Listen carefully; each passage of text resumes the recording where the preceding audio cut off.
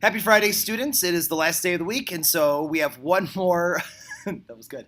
We have one more term or one more role I want you to know about. It's called the Literary Luminary. What kind of figurative language is that? Literary luminary? Ding, I know the answer. It is alliteration. Yes. Repetition of the L sound. La, la. Literary luminary. All right, so I'm going to be the literary luminary today. I'm also going to be the reader. Mr. Warlowski is going to be the discussion director. Oh, am I ready? And if this were a day where, obviously, if it was just the two of us, that means one of us would also have to be the checker. If I'm going to be the literary luminary, Easy for you to say. yeah, luminary, and the reader, then Mr. Warlowski would probably be the discussion director and the checker, because we have to make sure that those two roles are done. All right, here we go. The old king, no, that's not it. Never mind. Soon. Here it is. Soon the prince was crowned as the new king. He was celebrated with parades and toasts and feasts all throughout the kingdom. But when the revelry finally abated, that would be some great vocabulary words, Johannes sat him down for a talk. First, Johannes described to him all of the responsibilities of the throne. The young king tried not to fall asleep. Then he explained that the old king had asked him to show the young king his entire inheritance. The castle, the treasures, all this fine land. At the word treasures, the young king's face lit up. Not that he was greedy, it was just that he found the idea of treasures exciting.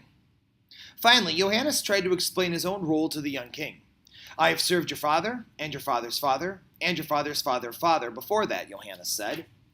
The young king started calculating on his fingers how that was even possible. But before he could get very far, Johannes had moved on. They call me Faithful Johannes because I have devoted my life to the kings of Grimm, to helping them, to advising them, to understanding them.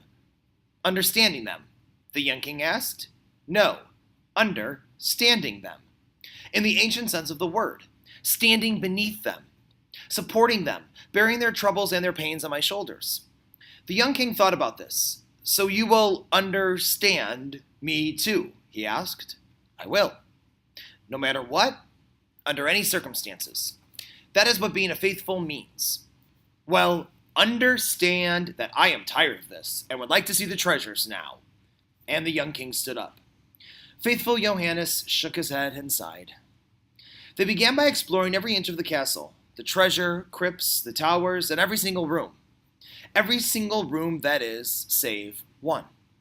One room remained locked, no matter how many times they passed it. Well, the young king was no fool. He noticed this, and so he asked, Why is it, Johannes, that you show me every room in the palace, but never this room? Johannes squinted his one good eye and curled up his puckered two-toothed mouth. Then he said, Your father asked me not to show you that room, Your Highness. He feared it might cost your life. So we decided that that's where we would end for today in our reading because we want to keep this video short. Mr. Warlowski, as our discussion director, he drew a beautiful picture here. We're doing, again, our visualization. Yeah. There's the young king with his little crown, and there's Johannes with his bowed leg and his thing, and his two teeth, and his one bad eye. And here he is holding up, understanding. Oh, good. Here's all the little treasures. I had no idea how to draw treasures, so I just drew money and a necklace and a goblet.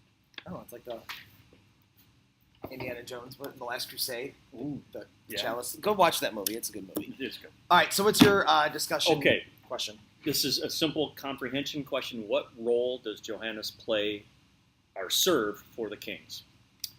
So from what I gathered is that they say several times that he understands them, so that he supports them no matter what. And what does that mean? I guess that's the question. I think it means that, like, he will... We got to be drinking coffee. I think it means that he will, or he should, maybe support every king in terms of, like, moral support, encouraging them, helping them, giving guidance. But I'm thinking, if I'm going to predict, that it might look a little bit different for this king. That's what I'm wondering, too. Yeah. And to connect to that, so as the literary luminary, and you'll see this on the piece of paper, I wrote down the page numbers and paragraph numbers. So page 8, paragraph 7, I think that the author sets a mood in that section. And you'll notice on the sheet that I'm not making you write out like I do with the vocabulary one. I'm just making you write where on the piece of paper you need to be able to show the passage. So what does a literary luminary actually do? So the literary luminary kind of... You've got the discussion director that talks more about, like, what is actually going on in the story. Kind of like, do you understand what's happening?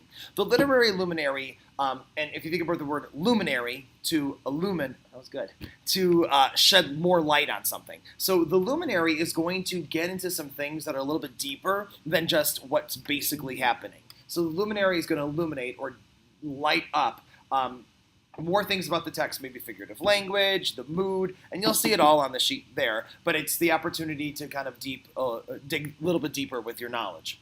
So I said that when the young king, he says, understand that I am tired of this and would like to see the treasures now, and the young king stood up. So page 8, paragraph 7, I said that sets a mood. The young king's response makes me as a reader feel uneasy. He's probably going to be a selfish bad king. That's my prediction. And then my other one, remember, you're going to have to do 2 a day. That's what it says on the instructions here. Comes on the next page. Johannes squinted his one good eye and curled up his puckered two-toothed mouth. He said, your father asked me not to show you that room, your highness. He feared it might cost you your life. So I wrote that the reason is that it tells me a little bit about the characters. It tells me Johannes is old and ugly. My guess is that he probably has cared more about other people than himself his entire life. That being old, ugly, with one good eye and no, 2 good teeth, he hasn't really cared about himself. He's been very faithful. Or his dental hygiene. Brush your teeth, folks, and floss. He cares about all of his kings. He says he feared it might cost your life, so he's also been very faithful to them as well. So, yeah, that's about it. Sounds like a deep thing. Literary luminary, discussion director. Here's a person who's got a literary luminary. They have a little light bulb. Look how skinny I am. Yeah. I'll take that. Yeah. I'll take that any day. All right, that's all we got. Bye now.